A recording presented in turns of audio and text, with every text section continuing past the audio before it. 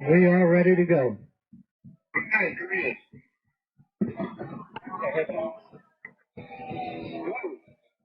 Hey man, how you doing? This is Tommy Tatum. You're out on the corner, you're live streaming to the whole world, and we do have a bunch of protesters tonight, so speak loud and clear, okay?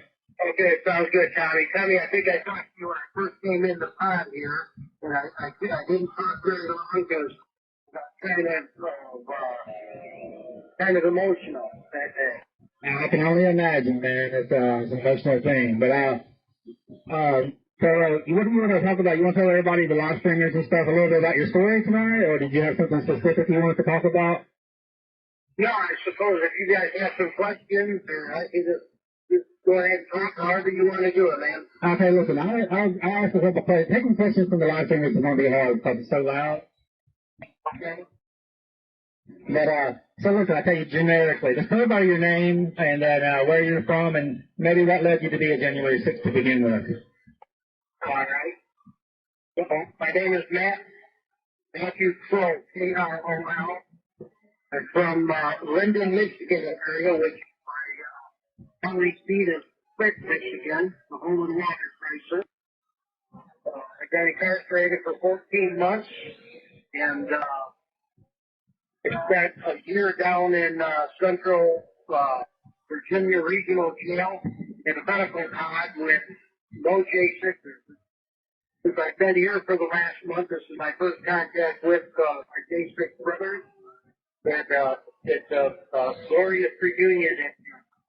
I want to take a minute and thank you all listening in and for the ones that are standing outside for your participation. It's awesome. Your support is what keeps us lifted up in here.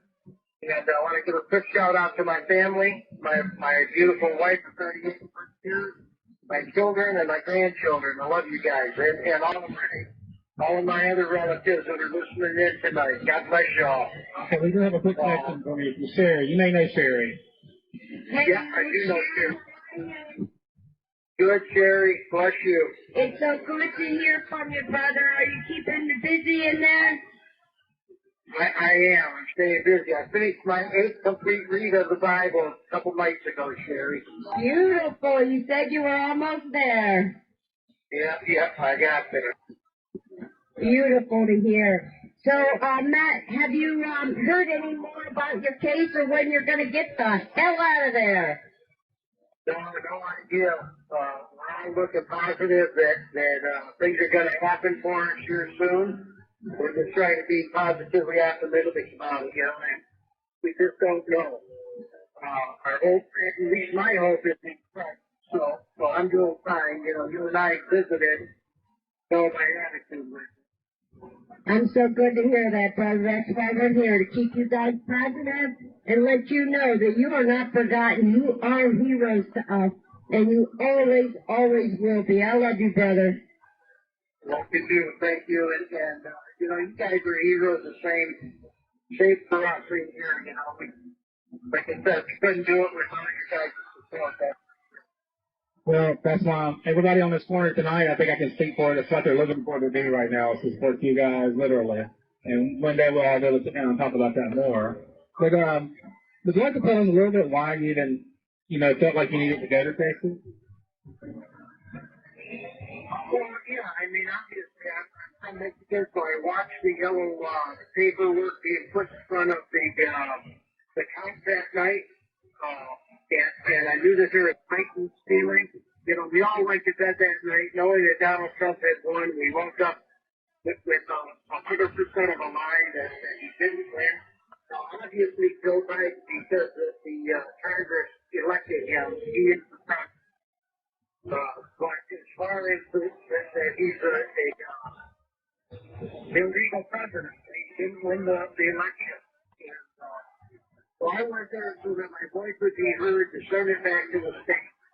And I happened to I got to look at it. I happened to see some atrocities being done by the Capitol Police. The only thing necessary for evil to triumph is that good men do nothing. That's absolutely right, Matthew. Absolutely. Yeah, it kind of looks like we stepped in and stopped some Bad things happening to give folks, older folks. Yes. Well, I haven't, like I said, we'll get to talk more in the future on the personal, but when I was there too, and I tell everybody, and not a lot of people who were there, it's like, you know, it wasn't even about a man to me. It was, you know, God instructed a lot of us to be there and be representative of Him in our government for this gift that He gives the free world.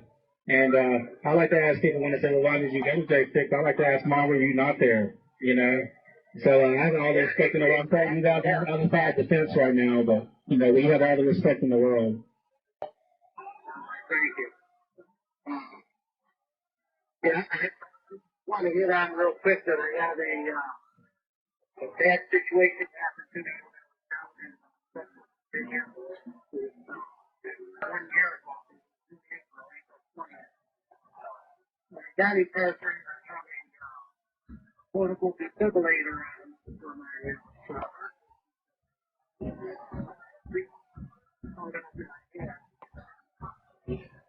April 20th, I had a 2-minute flatline.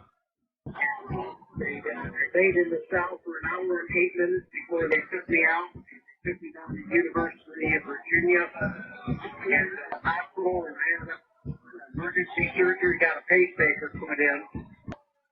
That was you had that done? Yeah, that happened to me. Okay, I didn't know how old you are. You don't sound that old by your voice. Well, thank you. I appreciate it. My wife set me healthy on the outside. 65 years old. Just turned 65 last month. Okay. Well, did everything go well as far as the surgery was concerned? Yeah. Things seem to be going fairly decent with it. I have some other medical issues that have popped up since I've been in here. It's hard to get anybody to pay any attention to it. Yeah. Even if they move people, stuff go back up here.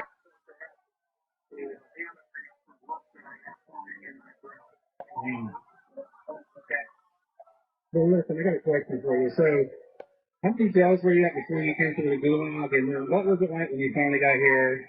Because I know it's like, I guess you're in the farm with all the other guys, is that correct? I am, yes.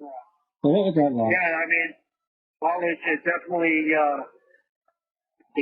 was an emotional experience for me. Like I said, for 13 months I was alone. I didn't have any other J6 inmates that I could talk to or visit, shake hands with hardly. There was one guy down there at Central Virginia that I seen about 4 times, about 2 minutes each. During the whole 13 months I was down there. He actually is in here with us on the drum.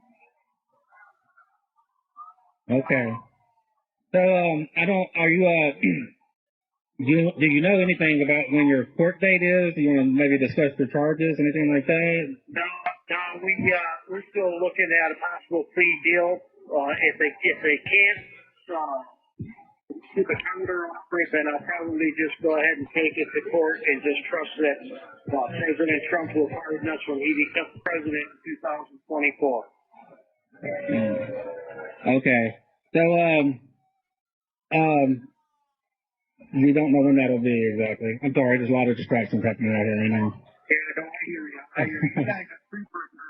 Oh, well, this is our fan club tonight is about 20 deep. They got all the little electronic pulleys with them and stuff, but we've overcome that. Like, everybody can hear you guys now perfectly well on the live streams and stuff, so it's still going to go out to hundreds of thousands and millions of people eventually.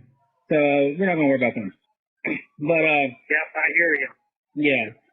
So, anything maybe about your Gives and Go or something maybe you want to put out there? Yeah, I guess that would just be under my name, evidently. My wife is handling my Gives and Go.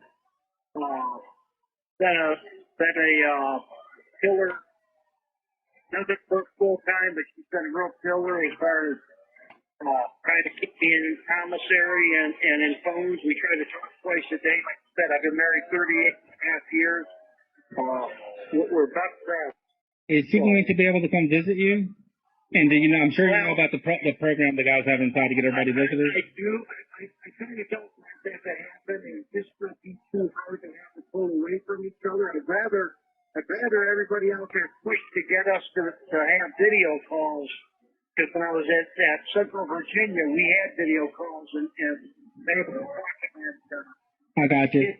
Oh, what I was going to offer, Matthew, is there's a lot of us that come to the corner every night, and if you guys don't, we know some people like live in California, can't get their family here every week, but a lot of us here who stand on the corner are willing to come visit you guys if you want to put our name on the list and stuff.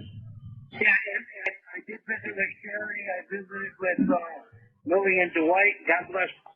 Okay, you're good on how all that works. All right, I was just making sure. So yeah, the guys in here have been looking me up. Pretty awesome. So I had another question, just out of my own personal curiosity. Is when you were at the Capitol today, what side of the Capitol were you on? Were you on the east side or the west side? No, I was on the west side. That's the side I was on. So I always like to kind of get my family reference. Facing the Capitol, I was to the right. I never went into the Capitol. I never went in. I was to the right of the tunnel as well. So over towards the stairs going up and around. Again, facing the Capitol, I was right there. I was right there with you, man. I don't know, how dense it was, but there was, a lot of, a lot of the guys in the cell pod in there are, for example, I think about 12 of them are in there in jail, and they keep pushing their trials back because they know about what happened to Roseanne Boylan. And that all happened right there. Exactly. Yeah, some of the guys I'm in here with were right there. Yeah. I didn't even know about Roseanne until I got out, or until I was incarcerated. Yeah. I do know about Ashley while I was in the crowd that day. I remember hearing about it, and I was talking to my family that were out of the area there at home, that they were relaying messages to me, and they confirmed what we had been hearing. It was kind of surreal for me, Matthew, because I told all my friends I didn't know she had died for a while, like you're talking about. But, when she fell on the ground, she fell and hit me in the legs, and we both fell, and I was trapped beside her for like 8 minutes. And for a long time, I was telling my friends there was this girl who was bleeding from the nose and the mouth, and was trapped, and I didn't know what happened to her for the longest time. And once it finally came out, that's when I kind of came forward and tried to get the FBI all my information, and they hung up on me. To this day, they won't talk to me. But, yeah, the long story short is there's some there with the Roseanne Boylan story. Yeah, the whole thing was just crazy. I think it was an absolute setup. We were just now sitting there talking about Ray Epps and all the stuff that it shows that he's never been charged.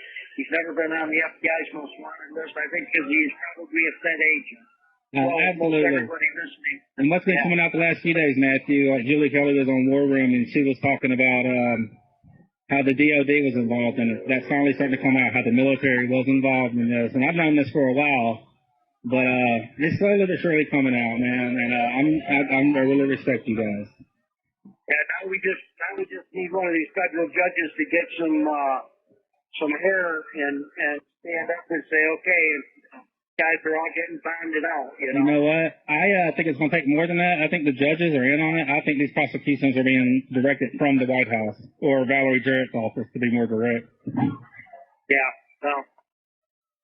But I know what you're saying. We'll pray for justice to come to our land, and whatever form we can get it, we'll take it, right? Yeah, exactly right. Yes, sir. Yeah. You have 1 minute remaining. All right, Matthew, that's your minute warning. If you want to say a final goodbye to everybody and maybe say goodnight to your family or something, because they'll eventually see this. Yeah, I just want to thank everybody across the radio there, or the videos that are watching this. Thank you. God bless you all. Again, you guys are our heroes. Whether you feel that way or not, you are. Without you, we wouldn't be able to do what we're doing in here. Give us stay with our heads held high. Family, I love you guys. Okay, Sherry's going to say bye real quick.